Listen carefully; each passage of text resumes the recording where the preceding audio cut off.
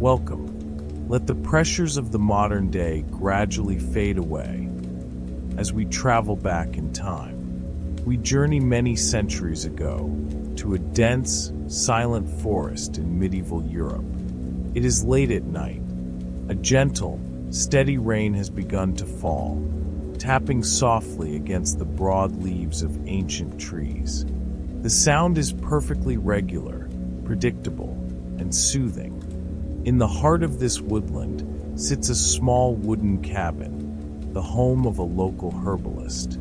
The thatched roof is saturated with the night's moisture, channeling the water into tiny, rhythmic streams that fall onto the soft, mossy ground below.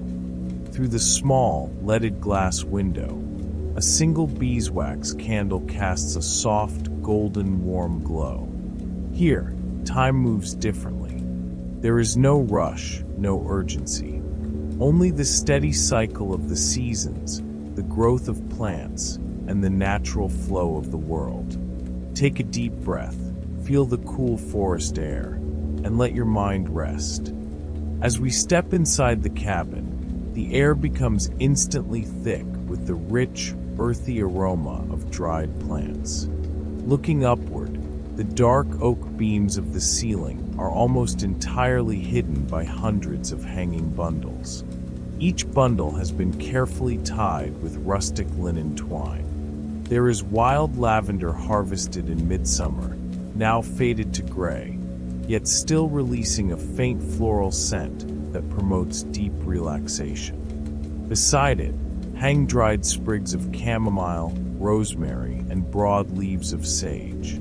The ceiling measures exactly 10 feet wide by 12 feet long, a modest space where every square inch is utilized logically. Dust motes float lazily in the warm air, illuminated by the low embers of the stone hearth. The sound of the rain outside is muffled by the thick wood and daub walls. Every plant has its exact place, organized by utility and harvest date. Everything is in perfect order. Everything is secure.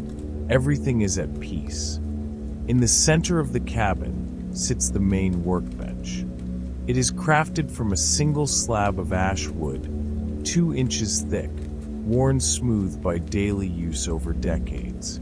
Rows of hand-blown glass jars and earthenware pots line the back edge of the table. Some jars contain black poppy seeds, perfectly dried and counted for evening syrups. Others hold fine powders, meticulously ground into a uniform gray dust. A heavy stone mortar, carved from gray granite, rests on the right, its smooth pestle lying beside it. A vellum journal lies open on the table, showing detailed drawings of mint leaves and notes written in iron gall ink. The text describes the process of slow infusion, requiring exactly 3 hours in warm water to extract the purest medicinal properties. The candle's glow reflects softly on the rounded surfaces of the glassware, creating tiny points of light that blink calmly in the dimness. Against the east wall of the cabin stands a large wooden shelving unit, divided into 12 equal compartments. Each section holds woven willow baskets filled with roots and tree bark. Valerian roots, known for bringing a deep and dreamless sleep, are kept in the lowest baskets where the air is slightly cooler and drier. Each basket has a small parchment label tied with a double knot, identifying the exact year and location of harvest along the riverbed. The herbalist keeps a strict mental record of this inventory. There is willow bark for body aches, dried in thin strips exactly 12 inches long. The drying process is slow, taking 14 full days under the shade to prevent the essential oils from evaporating. Looking at these shelves brings a deep sense of stability and security.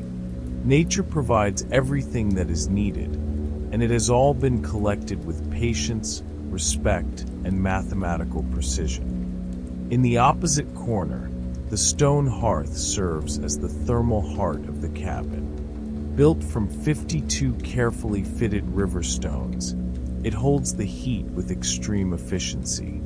A heavy black cast iron cauldron hangs over the embers, suspended by a hand-forged iron chain. Inside the cauldron, a simple mixture of spring water and pine needles simmers very slowly.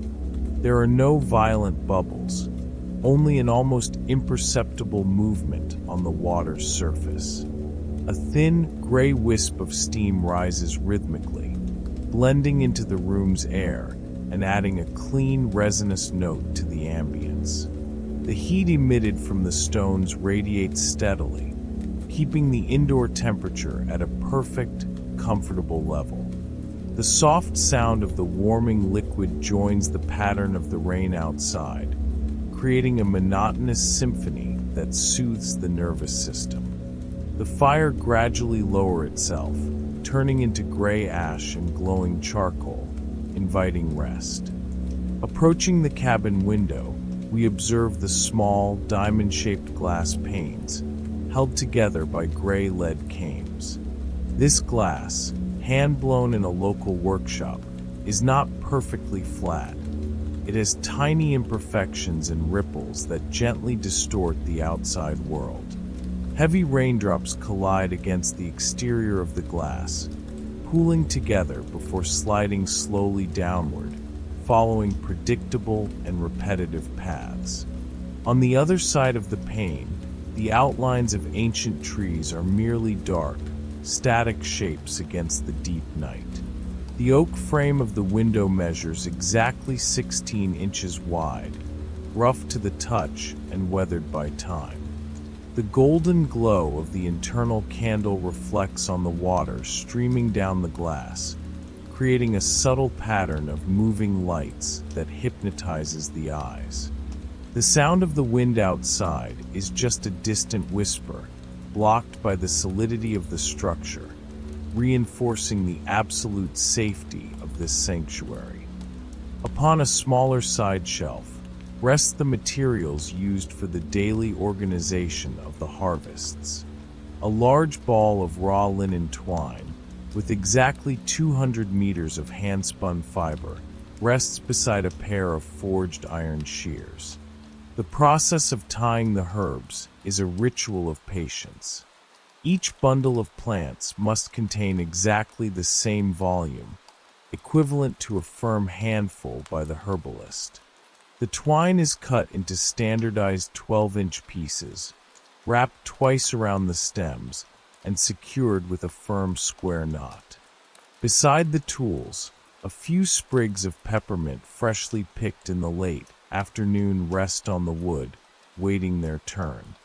Their green, flexible stems contrast with the dark brown tone of the shelf. The motion of cutting, wrapping, and tying is repeated dozens of times a day, a rhythmic manual labor that calms the mind and establishes a predictable routine, free from any element of surprise.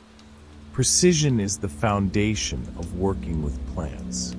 In the corner of the workbench, a small beam balance scale made of polished brass rests in perfect equilibrium. Two circular metal dishes are suspended by thin chains of identical lengths. In one of the pans, the herbalist gently places dried chamomile flowers, one by one, until the weight matches exactly with the small iron weights on the opposite pan. These iron weights range from a single grain to several ounces, calibrated according to the ancient standards of the guild.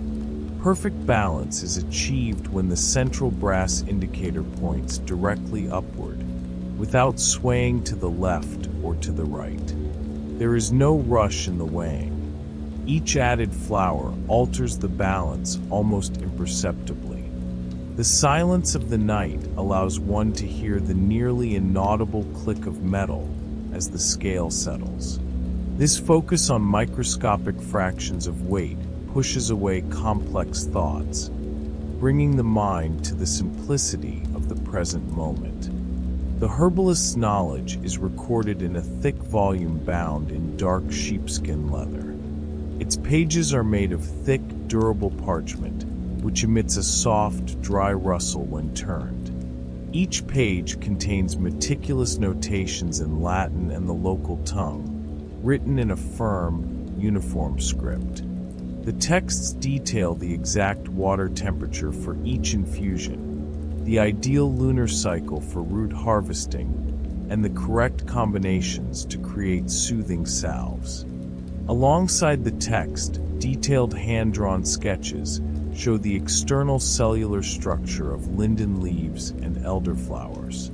A goose quill, precisely cut at the tip to hold ink, rests across the open page. The iron gall ink has dried into a permanent dark brown shade that will endure for centuries. Reading and reviewing these formulas is a regular nightly activity, a repetitive study that reinforces the immutable laws of nature and the continuity of historical time. Near the heavy oak door that isolates the cabin from the outside world, a large woven wicker basket rests on the limestone floor. This basket measures exactly 24 inches in diameter and is completely filled with dry pieces of oak and willow bark collected during the previous autumn. The bark is stacked neatly, in perfect horizontal layers that maximize the basket's internal space. At the base of the door, woolen insulation keeps the cold wind outside, though a single drop of rainwater occasionally escapes from the top of the frame, falling with a faint, rhythmic sound onto the stone floor. The stone floor absorbs the chill of the night, but the basket's proximity to the hearth's remaining warmth ensures the contents stay perfectly dry. The contrast between the storm outside and the secure insulation inside reinforces the feeling of shelter. There is nothing to be done outside. Everything that matters is stored and protected within these walls.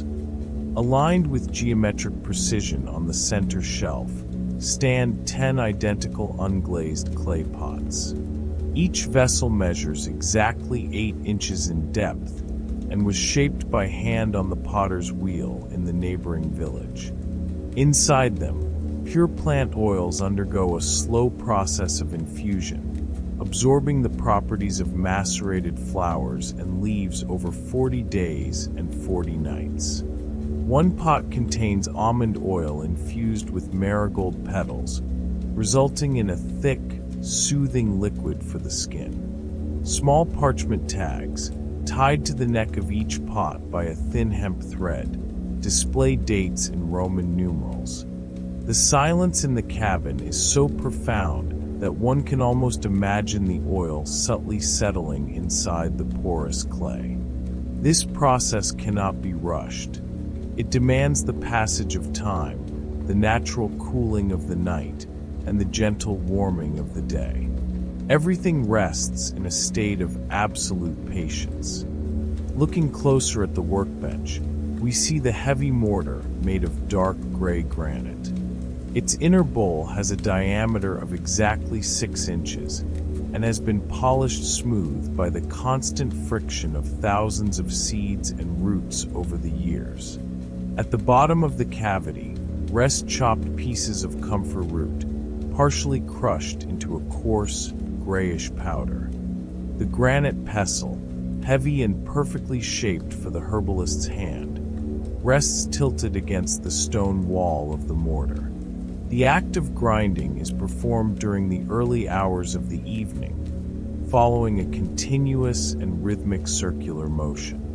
The friction of stone against plant generates a low, muffled, and constant sound, a white noise that fills the space hypnotically. Now, in the dead of night, the tool rests motionless. The fine dust from the previous grinding has already fully settled onto the wooden surface of the table, leaving the room in a perfect state of stillness. On a ledge of the stone wall, near the hearth, rests a reserve supply of lighting. These are 12 pure beeswax candles, crafted by hand using the method of repeated dipping. They are tied in a firm bundle with a knot of dry straw. Each candle measures exactly 10 inches in length and displays a deep, natural amber shade. The surface of the wax is not perfectly smooth.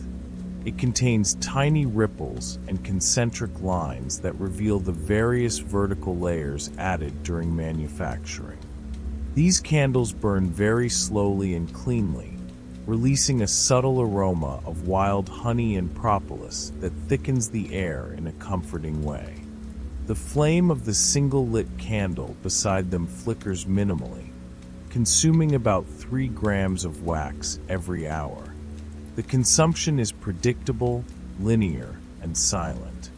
There is no rush for the light to end, as the night advances at its own majestic and predictable pace. In the driest corner of the cabin, horizontal wooden frames support thin, stretched linen screens. These are the drying racks, where the most delicate parts of the plants are placed after harvest. Upon the textured fabric rest hundreds of wild rose petals, collected at the edge of the woods during the early autumn. The petals have lost their original moisture, becoming thin as parchment and fading into a pale, matte pink color. They are spread out in a single, uniform layer, ensuring that the air circulates freely between each one of them. The distance between each wooden rack is exactly 4 inches, a measurement calculated to optimize airflow without trapping moisture. The aroma emanating from this corner is dry, slightly sweet, and extremely mild. The drying process is nearly complete. The petals remain motionless, untouched by the outside wind, resting in perfect order and symmetry. Looking down at the cabin floor, large limestone flags cover the entire expanse of the ground.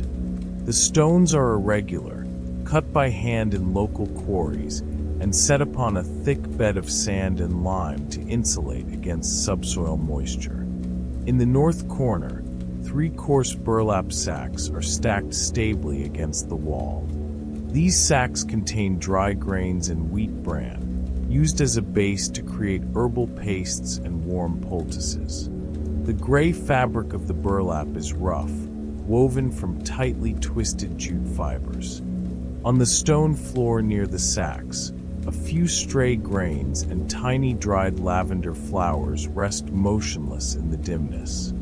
The floor was swept in the late afternoon with a broom made of birch twigs, leaving only these small natural fragments that witness the day's work. The solidity of the stone beneath transmits a sense of permanence. The stones are cool, but the cabin's structure remains firm, immutable, and secure against the weather. Driven firmly into the main wooden beam, a large hand-forged iron hook supports one of the heaviest bundles in the cabin. This hook measures exactly 5 inches in length and was shaped on a local anvil, showing subtle hammer marks and a matte black coloration. From it hangs a dense cluster of long, gnarled dandelion roots, tied tightly by a 1/4-inch thick hemp rope. The roots were washed 3 times in running water before being suspended to dry, removing all the dark soil from the woods. They sway almost imperceptibly with the minimal airflow of the cabin, casting a static, elongated shadow on the textured plaster wall in the background. The dehydration process of these roots is linear and slow, taking about 3 full weeks to achieve the ideal texture for fine grinding. There is no sudden movement, there is no rush. Everything remains suspended, stable, and perfectly secure in the darkness. On the workbench, the purification process of the syrups proceeds in an incredibly slow manner. A dark gray pewter funnel, measuring exactly 4 inches in diameter at its upper opening, is positioned inside the neck of a clear glass jar. Inside the funnel, a sheet of fine linen acts as a natural filter, catching the smallest residues of macerated leaves and seeds. A thick mixture of honey and linden extract glides slowly down the metal walls. A single dark amber droplet forms at the bottom tip of the funnel, growing millimeter by millimeter until it detaches and falls to the bottom of the jar. The interval between each drop is perfectly regular, taking exactly 30 seconds to repeat. The subtle sound of the liquid's impact is muffled and calm. The constancy of this dripping functions like a medieval water clock, marking the passage of time in a peaceful, predictable manner, completely devoid of urgency. Within a carved niche in the stone wall, 3 small, heavy boxes made of walnut wood are aligned horizontally. Each box features a sliding lid perfectly fitted to seal out air and light.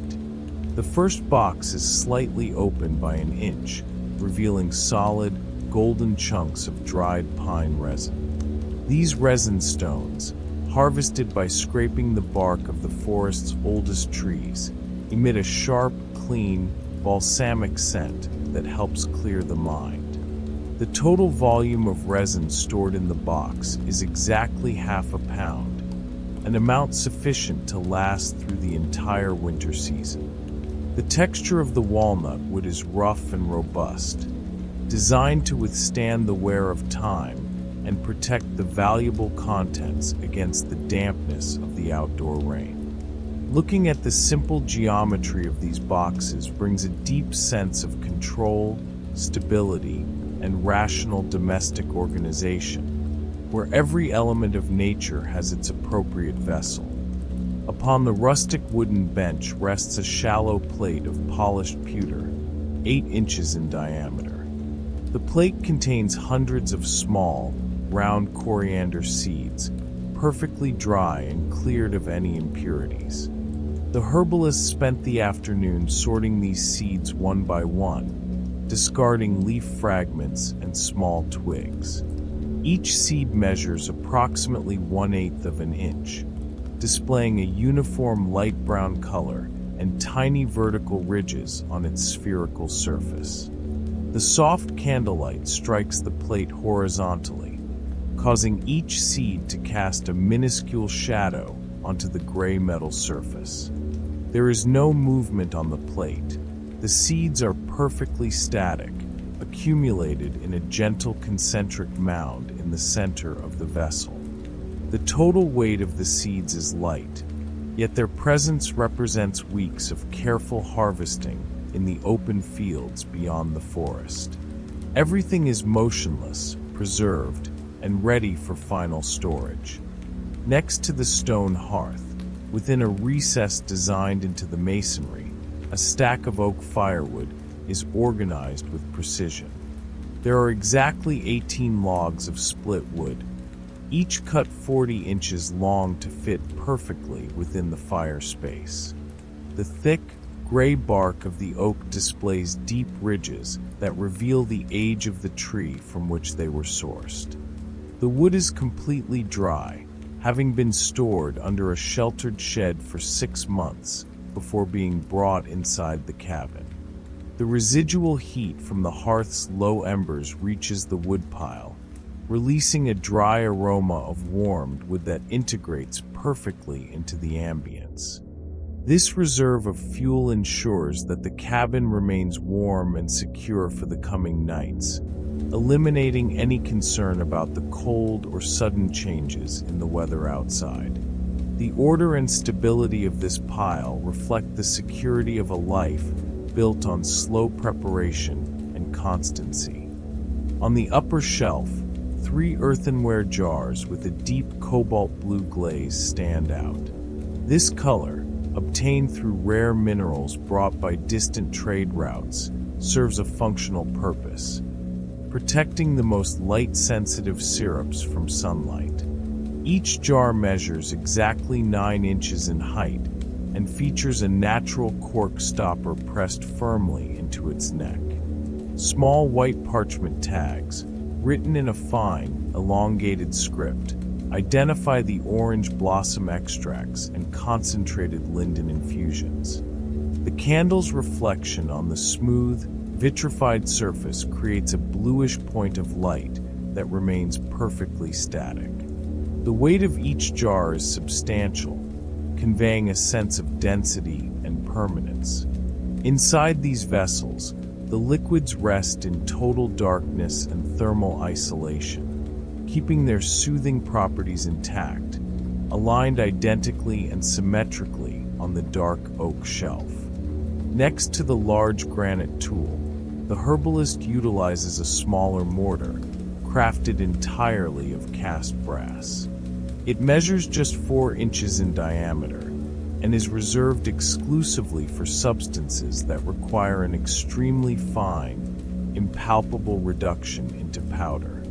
Within the concave bottom of the golden metal rests a small amount of primrose root powder, displaying a pale yellow coloration and a texture similar to finely milled wheat. The brass pestle rests diagonally, laying its rounded head upon the polished rim of the vessel.